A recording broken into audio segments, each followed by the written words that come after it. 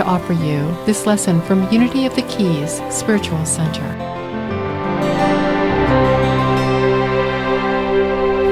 So this is the lesson part, just in case you were wondering.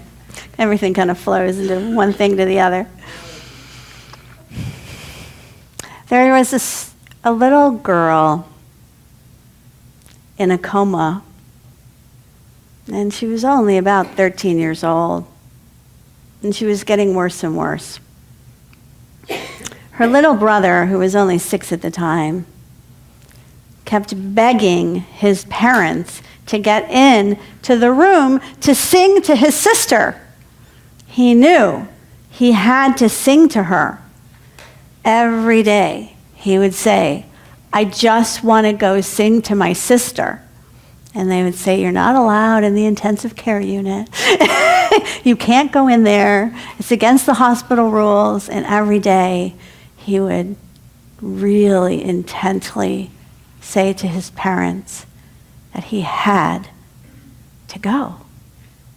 So they finally convinced the doctors and the nurses to allow this 6-year-old in to the room with his sister because they felt she would soon pass. And the little boy sat next to his sister and began to sing his song. With his heart and soul, he sang and sang and sang. And she opened her eyes, and she came out of the coma, and a few days later, she was released from that hospital. This is the power of love. This is the power of music.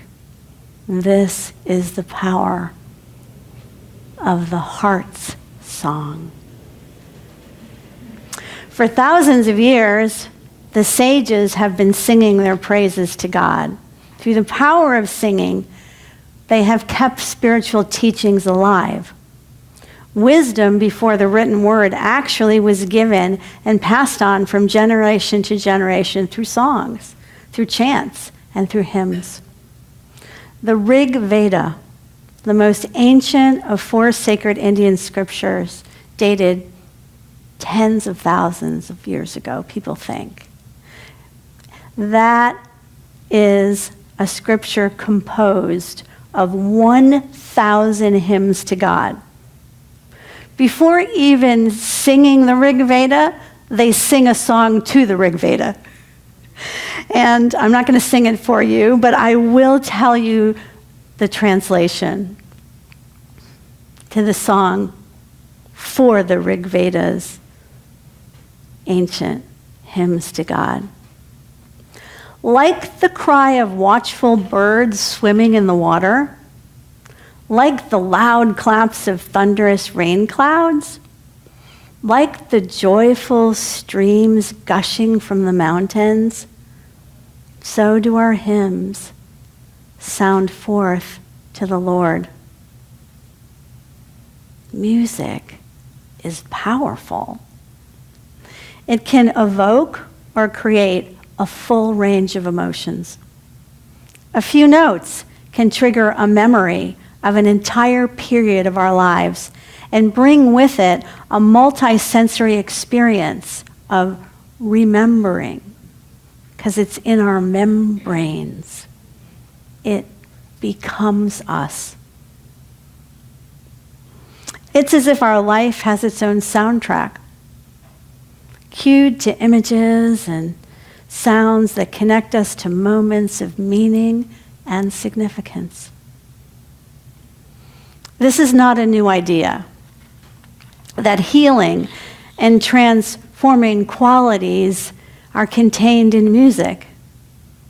In Greek mythology, for example, Apollo, the deity of light, poetry, and healing, invented music to cure diseases. And Orpheus, who they called the great physician, could cure diseases with the sweet, intoxicating sound of his harp. We are now realizing through the immense research we now have about the healing power of music that, in fact, that is true.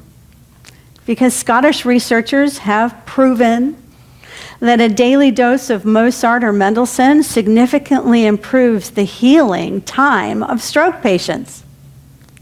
Research has shown that music boosts the immune system, and pregnant women who listen to music need only half as much anesthetic. I could go on, but you get the point. Charles Fillmore taught, you can drive away, our co-founder, in case you don't know that name. Charles Fillmore was the co-founder with Myrtle of Unity. And he said this, you can drive away the gloom of disappointment by resolutely singing a sunshine song. I believe that we could cultivate the power of music in connection with the understanding of truth and rend all bonds of sin, sickness, and death. Music is deeper than words. It's more penetrating than images. It's a direct experience of the soul. It can be.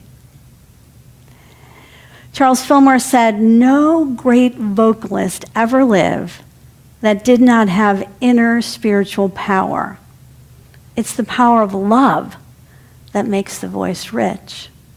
It's the spiritual depth that elevates the community. Many years ago, my friend Louis Cronin died suddenly.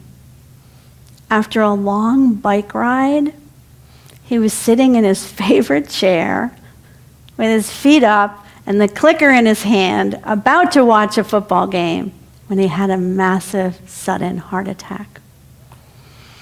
Lou had many talents, and he lived life to the full.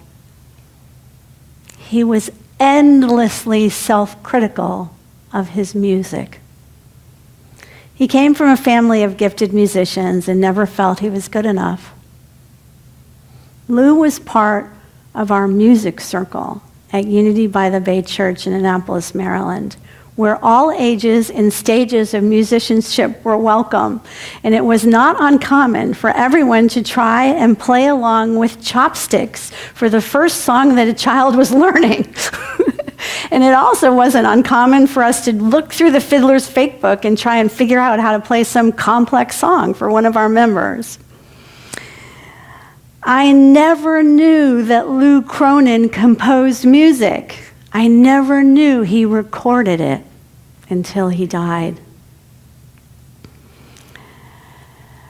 As I often do with families when someone passes away, I asked Lou's family to pray with me in the garden of his mom's home and to attune to Lou.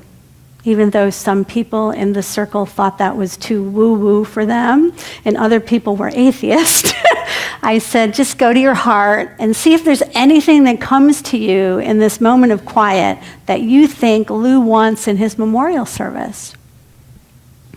So when we were done with this moment of silence, I asked people if they felt that we should share Lou's music in the service.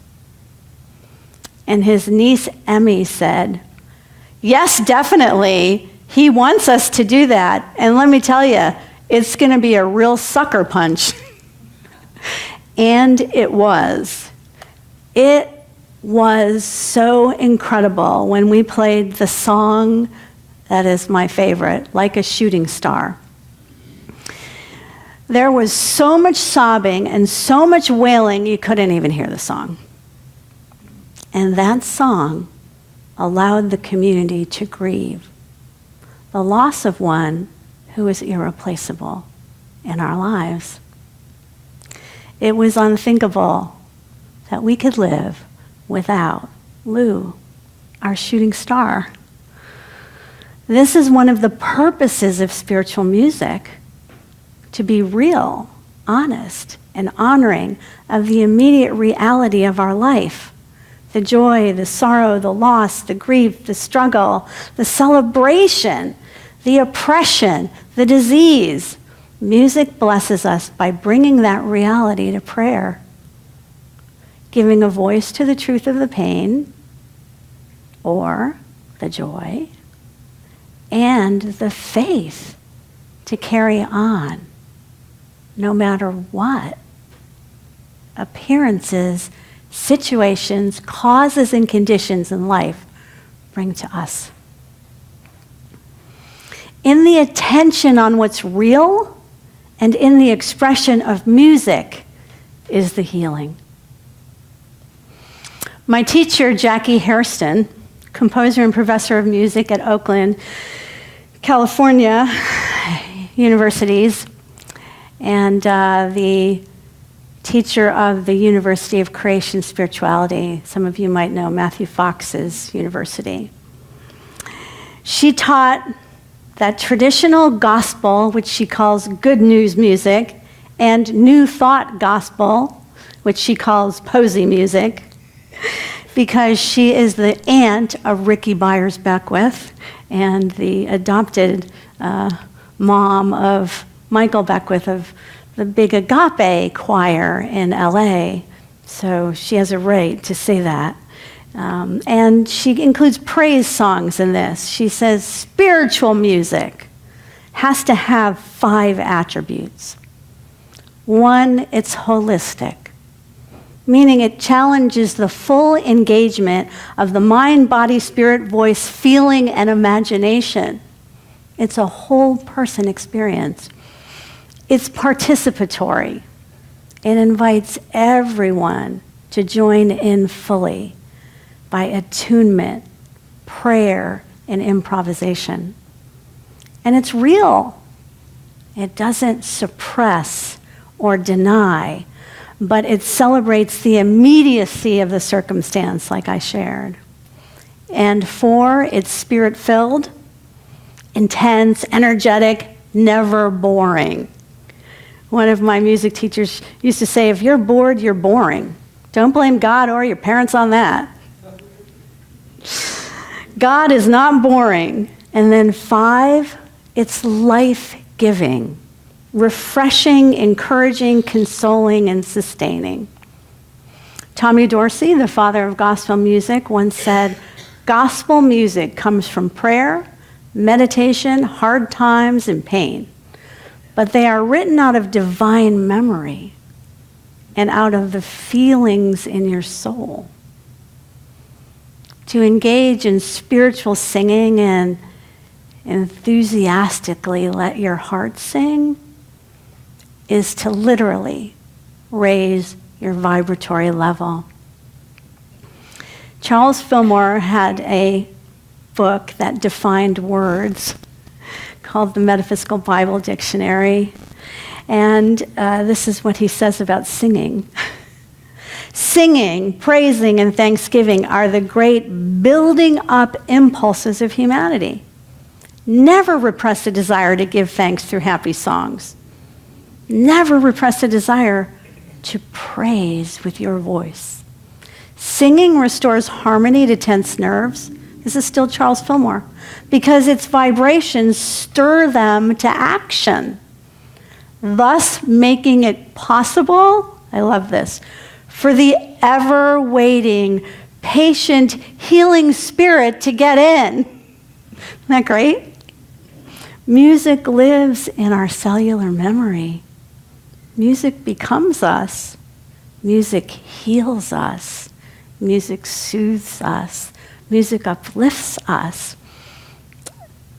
Larry and I were talking a few weeks ago about visiting memory care units, and I am always amazed at how a friend or a family member that no longer remembers my name, or maybe even who I am to them, can remember the words of every single Frank Sinatra song.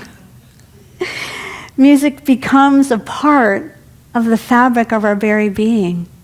It's one of the last things we forget. Research shows that string instruments actually help balance our central nervous system. The violin and the harp actually literally can calm your nerves and quiet your mind. It shows up on brain scans and biofeedback machines. Drums strengthen your organs. Bells awaken subtle energies that are just now beginning to be measured through organizations like HeartMath and through the advanced technology we now have in modern medicine. Some gongs have been created by ritual masters to take people into altered, uplifted states of consciousness with one stroke.